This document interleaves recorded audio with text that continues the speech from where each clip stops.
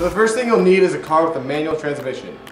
So there are a few noticeable differences in a manual car versus an automatic. First of all, you have the gear shifter. As you'll notice here, you have the first, second, third, fourth, fifth, sixth, and reverse gear. And that is very different than the normal automatic gear shifter because those gear shifters all have reverse, drive, park, and neutral. Second of all, you have the clutch pedal. As you can tell, there are 3 pedals instead of the normal 2. This pedal right here is the clutch pedal, this is the brake, and this is the gas. Now those are the only noticeable difference in a manual car versus an automatic car. But the driving experience is completely different. In an automatic car, the gears are shifted by themselves using a computer inside the transmission. But in a manual car, you have to shift the gears yourself. As I said before, there are 6 gears in this particular car. Some cars have 5 gears or 4 gears. They call them 5-speed or 6-speed. This is a 6-speed manual. So first, obviously, you'll start in first gear, go to second, third, fourth, fifth, and sixth. And then for this car, all cars are different. But for this car, to go in reverse, you pull this little thing up, and then you push it down. To shift gears, first, you have to push down the clutch. Second, you have to shift the gear into its designated position. And then next, you slowly release the clutch to re-engage the engine with the transmission. So that's the basic gist of driving a manual car. But it's also a lot more complicated than that. It involves perfect timing. For instance, when you shift gears, you have to time the clutch and the gear shift perfectly and then slowly release the clutch, otherwise you might damage your car. If you rev the engine too much without releasing the clutch, you'll burn it, making a really terrible smell and also damaging your clutch, and trust me, you don't want to do that because replacing it costs tons of money. If you release the clutch too fast without giving it enough gas, then your car will stall and the engine will stop, so that's not going to take you anywhere. Starting a car with a manual transmission is also different than starting a car with an automatic transmission. First of all, you have to put your seatbelt on, because safety first.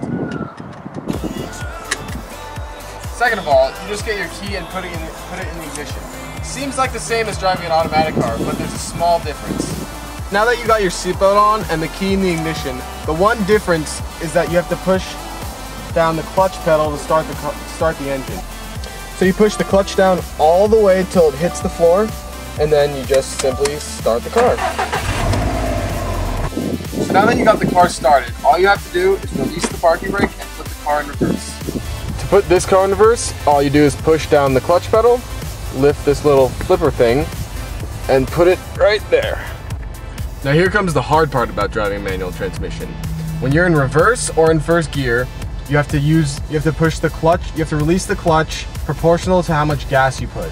As I said before, if you put too much gas without releasing the clutch enough, you'll burn the clutch and cause tons of damage.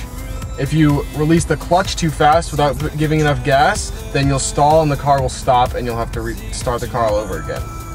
So here we go, slowly releasing the clutch while giving it a little gas. But since I'm going downhill, I don't need to give it that much gas. Because when the clutch is pushed down all the way, your car is basically in neutral. So here, backing out of the driveway, slowly. And now you're gonna give it a little more gas and release off the clutch a little bit. And back up more. There we go. So to put it in first gear, I'm gonna push down the clutch all the way, throw it into first gear, and slowly I'll release the clutch and give it a little gas at the same time. Now we're rolling, let off the clutch more, give it more gas. And I'm gonna push the clutch down all the way, shift into second gear, slowly release the clutch, re-engage the engine with the transmission, and we're off. At this point, it's basically like normal driving. So right here, I'm gonna push the clutch in, throw it into third, release the clutch slowly, and now we're in third. The optimal time to shift gears is usually around 3,000 RPM if you're just driving normally. So yeah. Okay, so now we're gonna approach a stopping point, and the best way to stop while saving your brakes is to do something called downshifting. And normally you're upshifting from first to second, third to fourth, stuff like that. And downshifting, we're gonna go from, in this case, we're gonna go from third to second.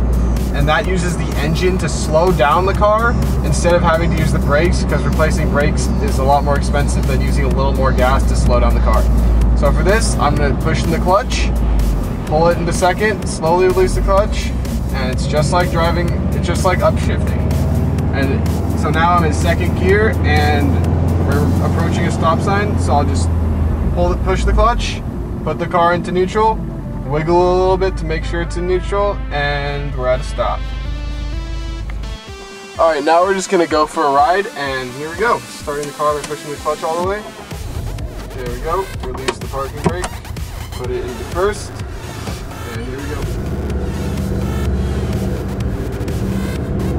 All right, so now I'm in first, I'm gonna shift into second gear.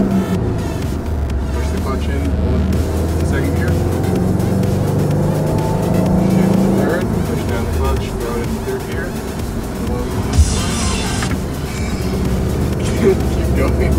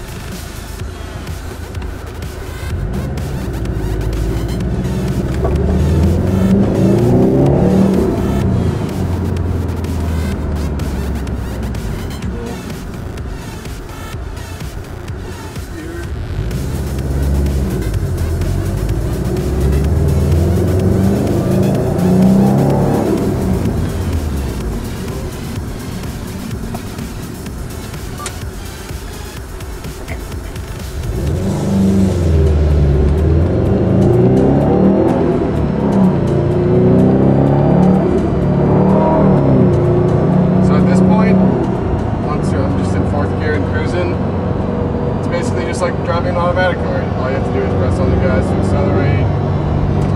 Pretty simple. So it's basically just getting into first and driving in first gear that's the real difficult part.